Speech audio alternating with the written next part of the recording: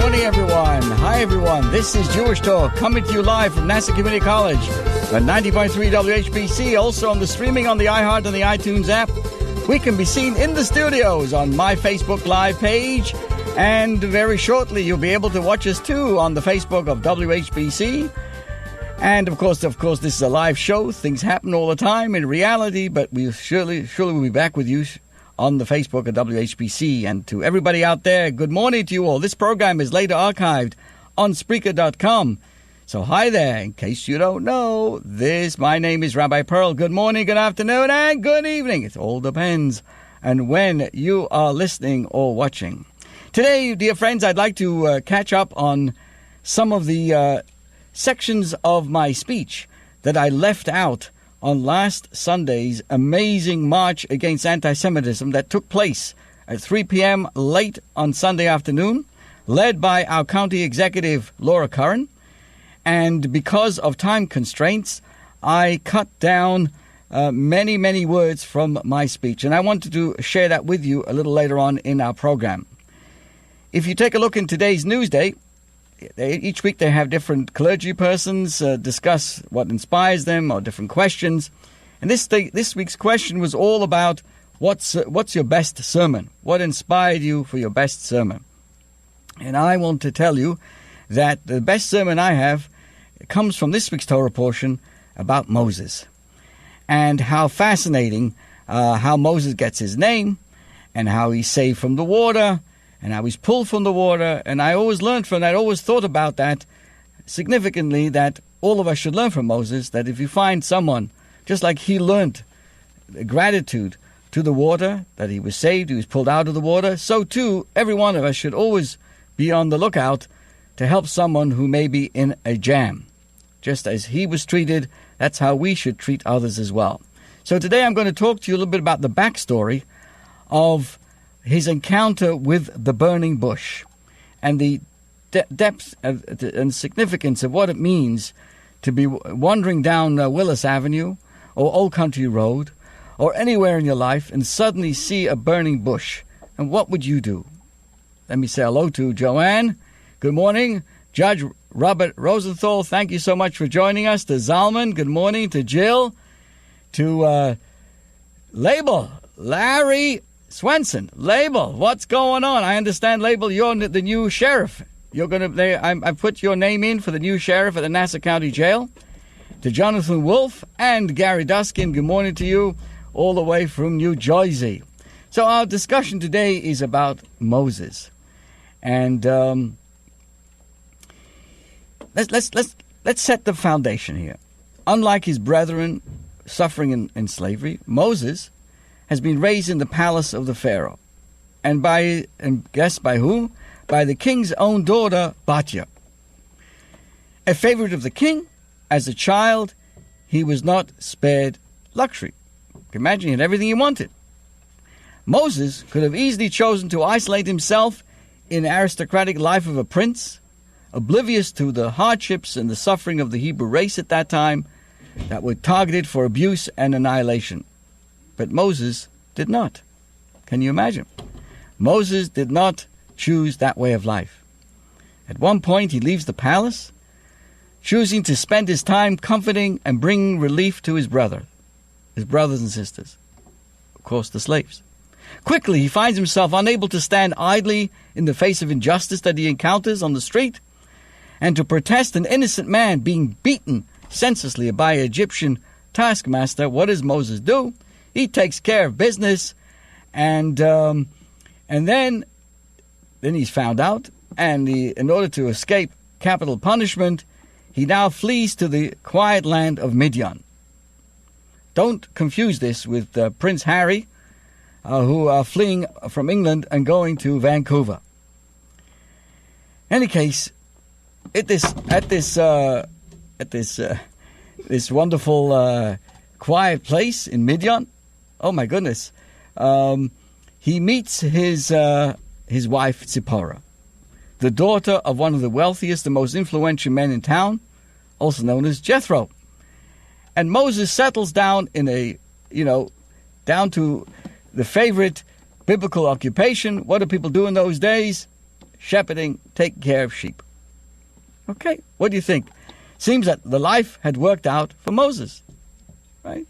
The horrors of Egypt are a thing of the past. True, Egypt is a place of unspeakable crimes against humanity, but what can Moses, or for that matter, what can anyone do about it? So here we find Moses' life. He's in Midian, hundreds of miles away from Egypt. He's now secure, domesticated, peaceful. He builds a family, and he grows old. No, fine. Hello, everybody. We're getting there.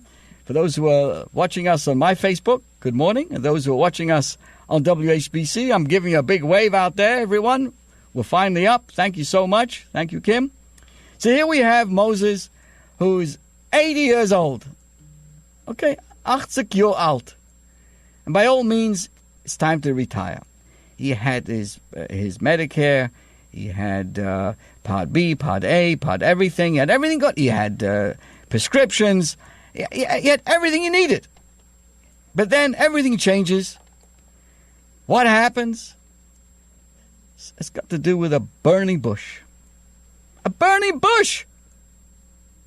One day, Moses is shepherding his father-in-law's sheep. Suddenly, he witnesses a bush. This is not political talk. A burning bush, burning with a heart of fire. But surprisingly, the bush is not being consumed, right? It's a bush, a thorny bush, and it's not being transformed to ash. I guess his first name was Sam. Never mind. That's a Long Island joke. Moses says, okay, let me turn aside and see this great vision. Why is this bush not being consumed? And the biblical verse describes the scene in the following words. God sees that Moses turned to see, so he called out to him from the bush and said, Moshe, Moshe, Moses, Moses. And he said, Hineni, here I am. What does God say to Moshe from this burning bush? He tells him, God tells Moses, I've heard the pain and the screams of the children of Israel in Egypt, and I've decided to save them. Now it's you, Moses, who I'm going to send down to Pharaoh, and you will take my nation out of Egypt. Moses becomes the greatest leader of all times, liberating the people from oppression and giving the world the Torah, paving the road, a road in this jungle of history. And the rest is, as we all say, the rest is history. Here I want to pause and let you know the rabbis in the Medrash who give us the background, the harmony of the story, are very sensitive to nuances. And they focus on the words, these enigmatic words. You know, here's Moses seeing a burning bush. And what's the description? God sees Moses turn to see. So God only speaks to him after Moses turns. God saw that Moses turned to see, so he called out to him from the midst of the bush. Clearly, God called out to Moses only because Moses had turned to see the sight of the bush, of the burning bush. So what exactly did Moses do? What does it mean that he turned to see? And in other words, to make it clear again, God didn't call out to him and say, hello, Moses, hey, you down there with the sheep. Come on over. No, only after Moses himself recognizes the burning bush do we suddenly see that God speaks to him. So, like everything in Judaism, there's an argument about what this means. One rabbi says, Rabbi Yochanan says, that Moses walked 5 steps to approach the burning bush. He literally walked over to the bush, and then God spoke to him. Rish Lakish, the other rabbi, he says that Moses didn't take any steps at all. He simply turned his head to gaze at the bush, and when God saw that he turned his head in that direction, he called out to him. So here we are on Long Island today. I know that this may not have been bothering you through the night, but it will be now. What is the motif behind this strange argument? Okay, we understand God spoke to him after he made a turn. What difference does it make whether he turned his head in the direction of the burning bush or he literally took 5 steps, according to Rabbi Yochanan? let me pause for a moment to say hello to everybody. Everybody watching us on WHPC, hi there. Good to see you. Hope you can see me. And everybody out there on my Facebook and everybody listening. And I want to say hello to Jill, to, to Patty Fuchs, good morning. To Dr. Kilshevsky, thank you so much. Ashley Blaker, my goodness, Ashley Blaker, the famous comedian who was at our Chabad house, who also appeared on our Hanukkah telethon. Ashley, I can't believe it. Is this a joke? And good morning to Harvey Kipnis. Good morning to you. Our best wishes to Malka. Hurry up, Malka. I got too much work to do. You got to get back on the job. And good morning to Gus. To Dr. Stephen Shaw. Thank you. All the way from London. I can't believe this. To Lavana Lichter. Good morning to you. To Mark Solomon. Anybody else out there. And anybody watching us on WHPC as well. So here we go. Back to our question. God speaks to Moses from the bush. Everybody knows that. Even Dr. Kildare. The question is, we only find God speaking to him only after Moses made a turn. And we got a problem here. One rabbi says the turn meant that he turned his head. No, that's the simple meaning. The other rabbi says, no way, Jose. I don't think they spoke Spanish in those days.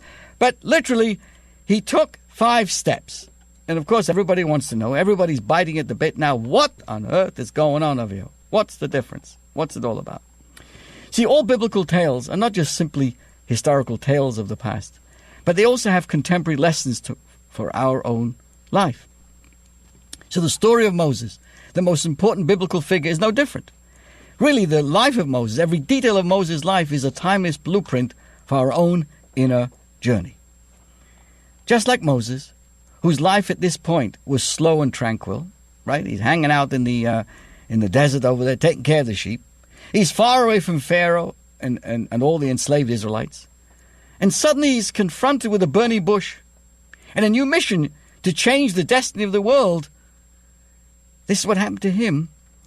But what I propose, dear friends, is that each of us too, from time to time in our own life, find ourselves at a point in our life, and suddenly we find ourselves also far away from our destiny. We may be doing well. We're living on our own orbit, shepherding our own flock, minding our own business. Everything is fine. Our cycle, but we're in our own world. Then suddenly, it may be anywhere, any point in our life, and anywhere in our life, we experience a burning bush. Let's call it a light bulb moment. So what has happened? Life is going good. Everything seems to be in order. Children are here. Everyone's independent. You reach a level of a retirement. Then suddenly something goes off. A fire is ignited in your heart. A light bulb goes off in your mind. And what's happening? Just as with Moses, God speaks to him from the burning bush. There are moments in our own life when God suddenly shows up and speaks to us and says, you're on a mission. It's fine. I appreciate all you've done so far. But you're really on a larger mission in life. How old was Moses? 80 Jahre alt. He was 80 years old. You'd say, enough already. No. God says to him, from a burning bush, you've got much more to do in life. You have a larger mission. It is a moment when you suddenly, in your own lives, see our full potential. And with that full potential that we all have, we suddenly feel a full responsibility to both ourselves and to those around us. It is a moment of clarity that we can all experience when you know exactly what you are capable of and what you are created for. It is when you shoulder and you recognize you can shoulder full responsibility for your destiny and to make the world around us a better place. But how can I know that the voice calling me is real? It could be my iPhone going off. It could be who knows what. How do I know that it's not a fantasy created by an image ego, a movie that I saw, a childish dream, something divorced from reality. How do I know when God is talking to us, like Moses saw at that time? How do I know this is not some hallucination of a lunatic or my personal call to greatness? Maybe if I start hearing voices or something like this, I got to go and see a psychiatrist or a therapist instead of returning to Egypt and confronting my Pharaoh.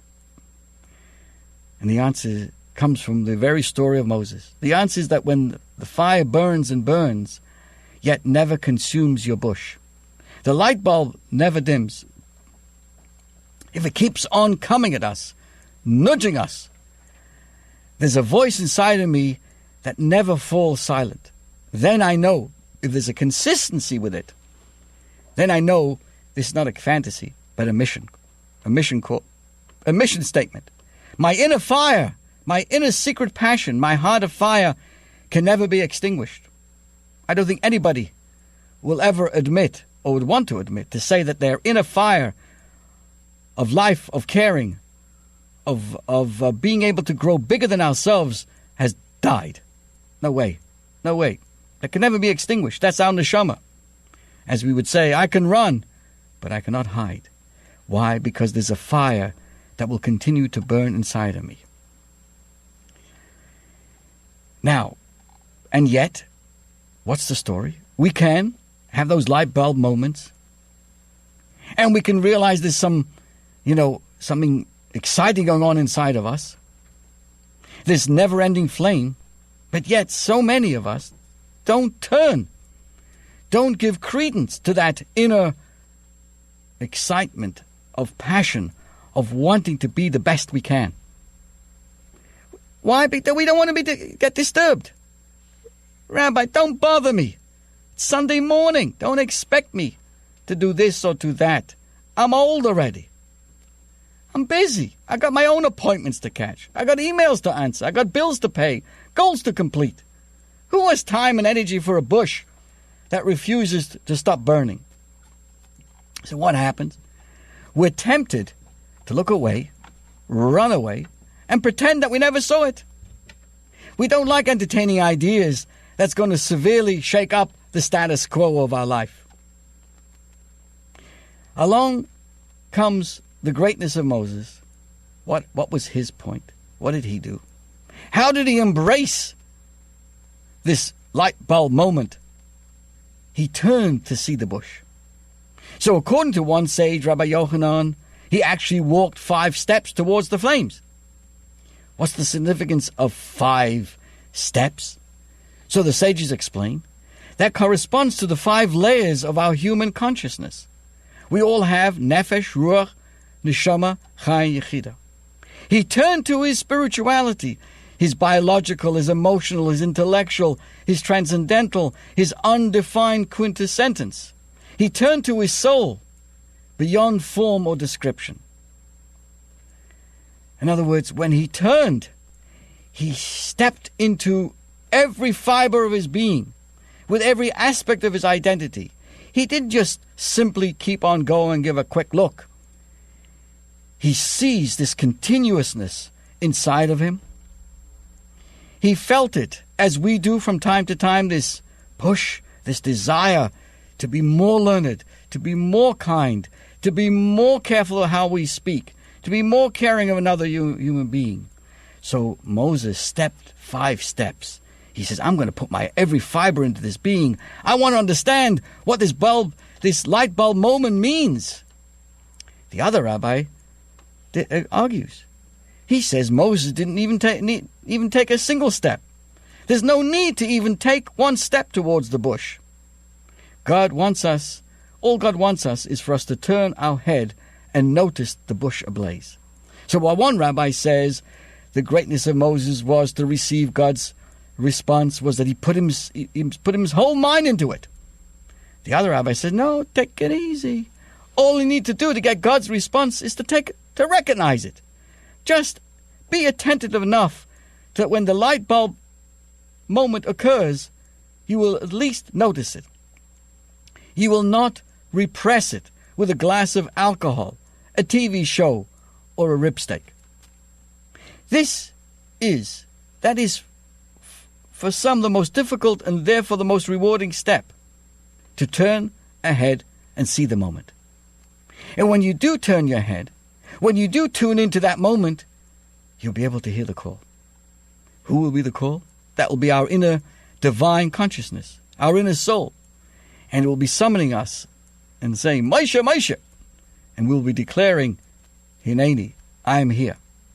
So my dear friends, what we learn from Moshe is, we too get moments of burning bushes. We too, either we can do a full focus on it and recognize it, as Moses did, according to one rabbi that he did. He took 5 steps. Or even just recognizing it. Listen with your soul's ear that we all have a mission and a mission of life. But let me tell you something. Let's be honest. Moses wasn't easy to convince. Oy, did he give God a hard time? He begins arguing. Who am I that I should go to Pharaoh? Who am I that I should take the Jews out of Egypt? And when God does not desist, Moshe tries a different approach. Hey, but the people, they won't believe me. They will ask me, who is this God whose name you speak? But God insists. Moses then speaks the facts speaks of the facts that he's not a man of words. Right? His communication skills were compromised. Finally, Moses says, please God, send in the hand of the right person. God gets upset, Moses, and promises him that he will be with him throughout the mission. Only then does God finally accept his calling, and once he accepts it, he never looks back. And the march towards redemption begins. This is true in our own life as well. There are 3 major handicaps that prevent people from finding themselves and recognizing that they can live a life to its fullest. And they typically 3 rationalizations for why we shirk our greatest responsibilities. There's 3 forms of paralysis. Moses first said, who am I that I should go to Pharaoh? Who am I should I redeem the Jews? In our own vocabulary, this is the response of insecurity. We're afraid. We feel inadequate to meet the challenges of life. We blame ourselves or our mothers. I'm helpless. I'm incompetent. I'm a victim. I stutter. I can't communicate. Nobody likes me. I'm a small guy, a nobody. But God does not accept. To shy from responsibility due to the feelings of inadequacy is not an act of humility. You're becoming a coward because it excuses and gives reason for inaction to avoid accountability. And most importantly, it allows you to remain mediocre and for people to remain enslaved. So how can you allow your mediocrity to stop suffering of innocent people? Then comes another approach. It's not to blame ourselves, but to blame everybody else. In other words, what did Moses say? They won't believe me. They will say, who is God? What's going on over here? We often claim that we're ready. I'm ready. What can I do? The world is not ready for us. We blame our spouses. They're no good. Our in-laws, our family, our community, the media. This is fake and that's fake. The government is fake. And we blame the masses for being unresponsive. We blame our family for being unappreciative and our communities for not respecting us. We blame everybody else except ourselves. Then there's, of course, the third excuse. Perfectionism. What do I mean? If I can't be perfect, I don't want to be anything at all. And that's encapsulated by Moses' last argument. God, send in the hand of the right guy. Well, the Medrash says, who is he talking about? Moses was saying, send Mashiach already, enough already. Okay, he'll make a good job. He'll make it for eternity. So here Moses was saying, I know that I'm capable of fulfilling this mission to the fullest. I know that people will be responsive and will hear my call. But if my redemption, I'm only going to take them out of Egypt, but it's only going to be temporary, then I don't want to bother at all. It's either all or nothing. God says once again, no way. God disagrees with him. Perfectionism, when misused, is not a strength, but a weakness. It's the enemy of progress. So how do I know where my unique mission lies? The answer again is in that thorn bush. The call to Moses didn't come from any bush. It came from a thorn bush. Thorns represent pain, where I was pricked, where I was hurt, where I been left scarred. Many times it is specifically that area where I've been hurt deeply, but have persevered, where I've struggled the most, where the inner battle rages most intense, that can become my unique strength and contribution. My heart of fire rages within and grows out of my inner thorn bushes. You, and only you, me, you, all of us are equipped with our unique mission to open hearts, to move people to action, to keep people from losing hope, to help people forgive themselves and others, to help people laugh at their humanity, to save a soul, kindle a heart, to inspire a nation, to touch a community. Gewalt, I'm running out of words. To speak goodness and kindness, to share the light of Torah mitzvahs with people around us, to reveal the energy of redemption in every part of our world. So that's my question today to all of us. Can we all see that burning bush? And when we see it, will we turn? Will we take a look at it? That's the question I must answer in my life, and you must answer in yours. So, dear friends, last Sunday, in the afternoon, there was a great march against anti-Semitism, the most diverse and most inclusive gathering. And we want to thank everybody who joined us and joined all the community leaders. And I was given the honor to share a few thoughts. And because of time, I wasn't able to say everything I wanted. I was only given a certain amount of time. And if you want to hear the complete speech, go to my YouTube place on the internet and put down Rabbi Pearl. You get the whole speech. But here's a section I want to share with you very briefly. I want you to know there was a couple of paragraphs in my speech I left out for lack of time. And it's got to do with my father. See, while there's so many well-meaning slogans are abound, it's not enough to know as someone to be known as someone who stands up against anti-Semitism. Rather, we want to do something about it. We must be in the front of anti-Semitism and not behind it. And I spoke about how we must inspire ourselves to be proactive. And spoke about we should not be let thugs, hooligans, and hate-filled people dictate what we should be doing or we shouldn't be doing. And we need to introduce a moment of silence into every child's daily routine. Think about what unites us. We also need to have religious leaders to teach us that our differences is our beauty. But here's the point. Here's the point as well, which I did not share completely. I am the son who was born upon the ashes of the Holocaust. My name, my very name, Anshel, was given for my grandfather who walked into the flames of Auschwitz with Shema on his lips. Growing up, we understood what it means to live for those who died because they were Jews, they were born Jews. We had a mandate, a mission, and a legacy. And my father taught me, listen to this, my friend, my father had every reason to walk around the rest of his life with hatred against all kinds of people. This is what my father taught me. One who is pleasing to his fellow man is pleasing to God. And one who is not pleasing to his fellow man is not pleasing to God. He taught me that all of us are made in the divine image, and therefore we have the obligation to care and honor our fellow human beings. And when we do so, we are in essence loving God and being pleasing to God as well. Just as a parent's greatest pleasure is to see all of their children get along, it gives God the greatest pleasure to see all of his children getting along. This is what my father taught me. In our tradition, each morning, even before we pray for our own requests, we say a famous line. We affirm that we love our fellow human beings as we love ourselves. That's what my father, of blessed memory, taught me. He had every good reason to be a person of hatred. He didn't. And that, my friends, is what we're all about. I want to say thank you to Mark Solomon, to Jean Marie. Let's see, who else did we miss out here today? To Steve Melnick, thank you so much. To Oiza and everybody else. And to Lorette Peskin, Glenn Goldstein, and everybody watching us on all the different Facebooks. This is your host, Rabbi Pearl, wishing you the best of the best. Stay safe. Sei gesund. And watch out for that burning bush, that passion we all have inside of ourselves.